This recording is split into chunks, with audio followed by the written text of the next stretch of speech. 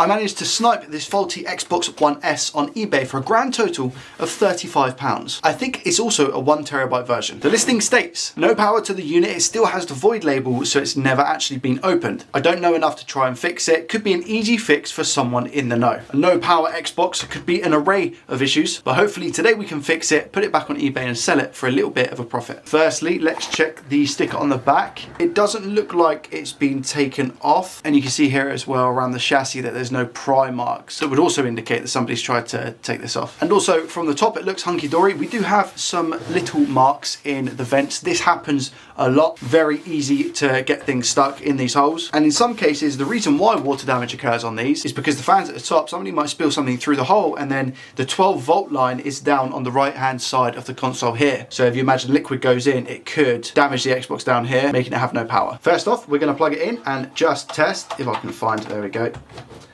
Just to make sure that we definitely have a no power and that it wasn't an issue with their cable or anything like that.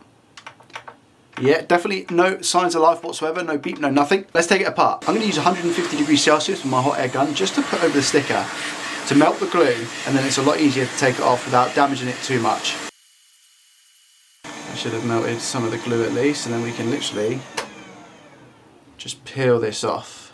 There we go. Makes it a little bit cleaner. Let's give first looks under here. I can see a little bit of what looks like to be damage, maybe water, liquid damage just here. Like I was saying, on the same side where that 12-volt line is. Initial thoughts is it's actually pretty clean. Oof, the eBay seller lied to us. This is 500 gig, not 1TB. I'm going to start taking things out slowly, one at a time. Another issue that it could be is, in fact, the power supply. This thing right here, if I can get it to focus, there we go. I mean, condition-wise, it looks okay. But this could have blown as well, which might cause no power, obviously. Now I just need to take off the fan. All right, let's have a bit of a closer look at this, shall we? I've just taken the fan off, so we should... Okay, I can see slightly darker components here and a little bit of what looks to be water damage or a blown MOSFET. Let's take you under the scope to investigate. I think I found the area that we need to have a look at here. It doesn't look great, does it? If I zoom out just a little bit, I'll be able to show you where this is on the board. So here we have the bottom right hand side of the board. If we come up a little bit, can you see this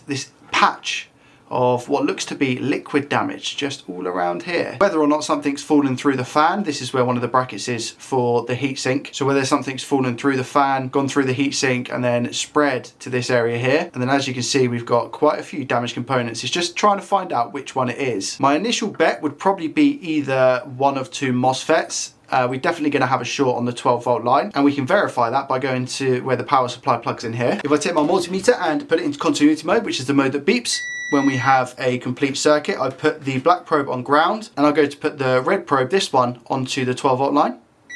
We have a short to ground. So that shouldn't beep.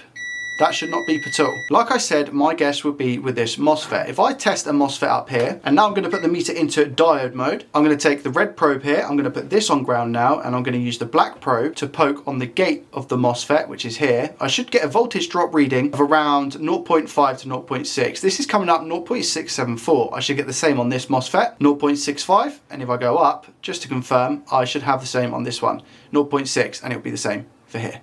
0.6. If we go down, we have two MOSFETs. I think this one's going to be okay, so I'm going to check this one first. 0.7, 0.6 it's just gone to, 0.6. This is the one that I think is going to be damaged. So believe it or not, the gate of the MOSFET is just about here, this pin, and we have a short to ground. We've got nothing coming out on diode mode here. If I put the meter back into continuity mode, which is the mode that beeps, and I put it on the gate of this MOSFET, we should hear a beep, which we do. We have a beep. If I put it on this one, for example, the gate here, we don't have a beep.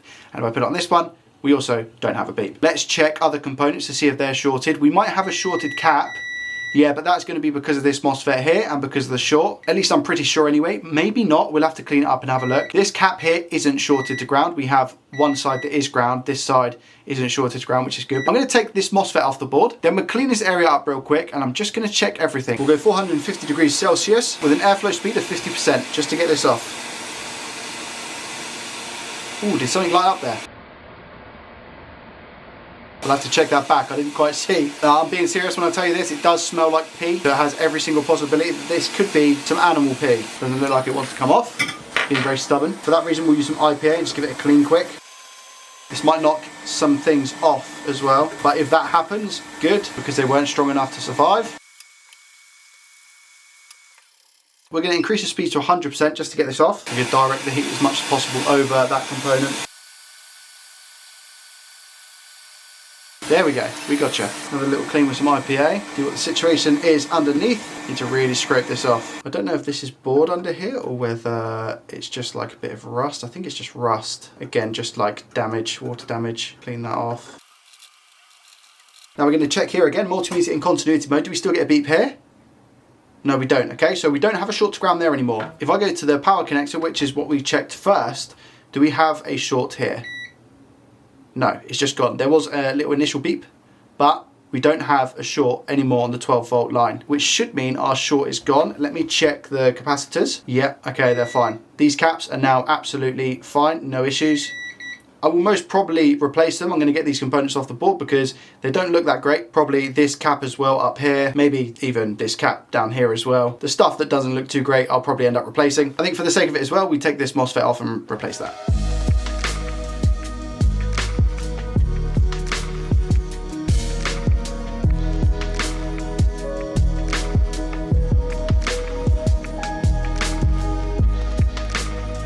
Now our area is cleaner than what it was, not exactly the cleanest. I'm just going to place some flux down and we're going to put some fresh leaded solder on each of these pads. It will lower the melting temperature of the solder we put on the board and it's better than the unleaded that is already on the board.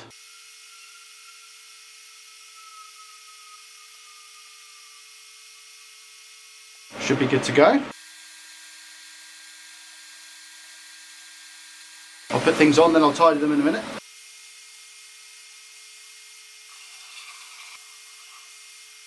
Before we tidy up, give everything a big clean. A lot of flux. Now let's just get some more flux on the board. Flux is our friend, not food. I'm gonna put the hot air gun back on, but tidy all of this up and then go over it with a soldering iron, just to make sure.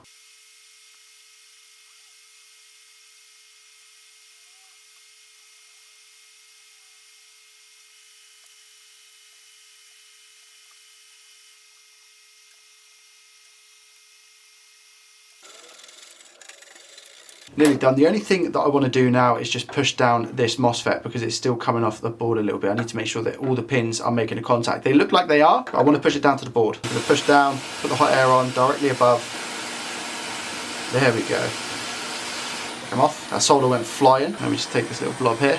Nice. Save that as an ornament, perfectly round ball, and then we'll give it some tests on the multimeter and just double check to make sure all of our components are good. I recently actually reached 10,000 subscribers, so for anybody who watches, likes, subscribes, comments, anything, thank you so much for being part of this community. I really, really, really, really appreciate it. Multimeter in continuity mode, again, the mode that beeps. These caps were shorted before, they're shorted now. No, no, they were ground this side, which they still are. This MOSFET, is it shorted to ground? No, it's fine. And this one, all good. This cap, fine. This cap, fine, as it should be. This cap.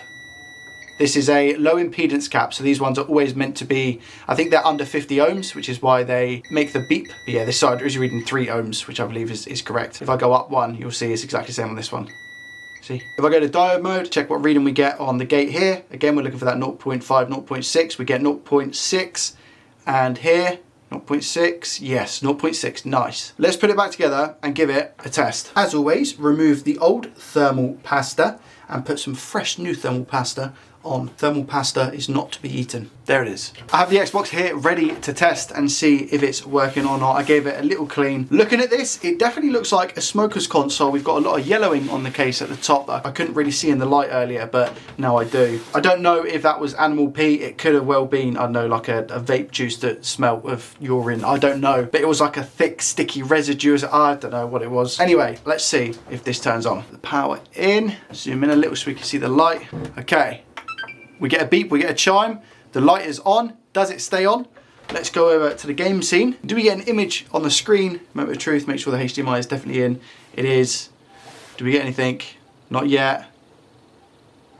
Anything? Okay, back. Let's go, man. Xbox One logo. Nice one. Just making sure it stays on and then it goes to dashboard. Okay, I will bleep this bit out for you guys, but that's the profiles. There we go. We have dashboard. Everything seems absolutely fine. The fan's running as it should be. And here we have the option for 1440p and nice. There is one more thing actually I want to check, and that is if we have a disc, because the console was powered off. So I wonder if they actually took a disc out. We do have a disc. Let's go.